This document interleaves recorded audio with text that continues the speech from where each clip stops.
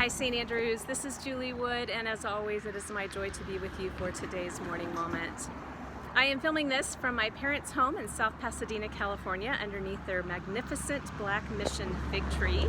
And I just want to share a story of God's faithfulness. It's one that every single time I look back on it, builds my faith so much, and I thought it would be a great thing to share with you today.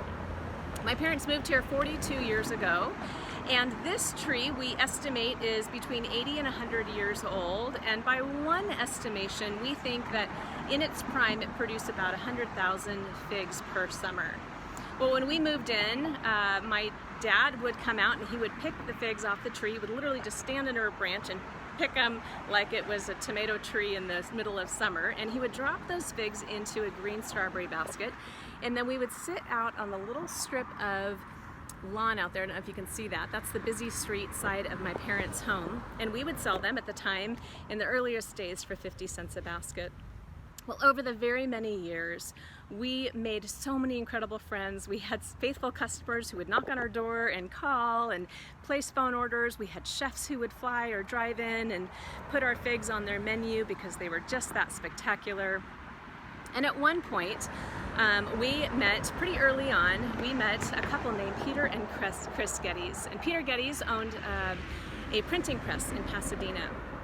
And he had asked me, since I think I was in junior high or high school where I wanted to go to college, and I would always say, I would love to go to Westmont College. Well, my junior and senior year, after I'd gotten accepted to Westmont, I was pretty sick. And my dad had gotten in a very, very, very bad accident and was hospitalized for many, many months. And Peter and Chris just took note of our family and kept up with us and cared for us. And I don't remember if my dad was still in the hospital at this time or not, but Peter one day came for his figs and said, I would love to come in and talk to you and your parents. He sat down in our living room and he said, what I've never told you is that I'm on the board of trustees at Westmont, and I would love to pay for your college education. I found out later that he paid for, 8 to 10 other people over his lifetime to give provision for people who might not have had the funds to go to this incredible Christ-centered college.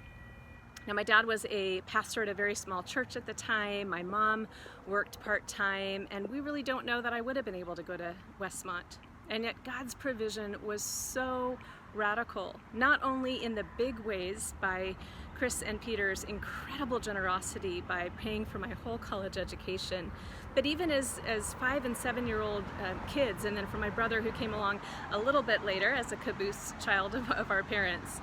We learned how to do our savings. We learned how to manage money and how to tithe, what little bit we got to keep for spending money. But all of those things, I just remember thinking my entire life how incredible God's faithful provision is. I don't know your stories, but I wonder today if you have a story that you can think of. Maybe it's not a college education, but of someone's faithfulness in your life who perhaps changed the trajectory of your life. Stop and pause and give thanks to God for His faithfulness for whomever it was that gave that. Or perhaps you are hearing this today and this story will inspire you to come alongside someone listening for the promptings of the Holy Spirit who might be saying, would you give radically and generously out of my provision to you to impact this person's life? So with that, I hope that you enjoy pondering and reflecting on God's faithfulness and perhaps prayerfully considering how He might want you to respond to this. I'll give you a little picture of the tree. It's kind of, after all these years, on its last legs. It's being held up by stilts and sticks, and it's literally even being wrapped in duct tape because it's beginning to die. But oh my goodness, has it been a gift over these last 42 years. So with that, you guys have a great day. Enjoy a few more pictures of the fig tree.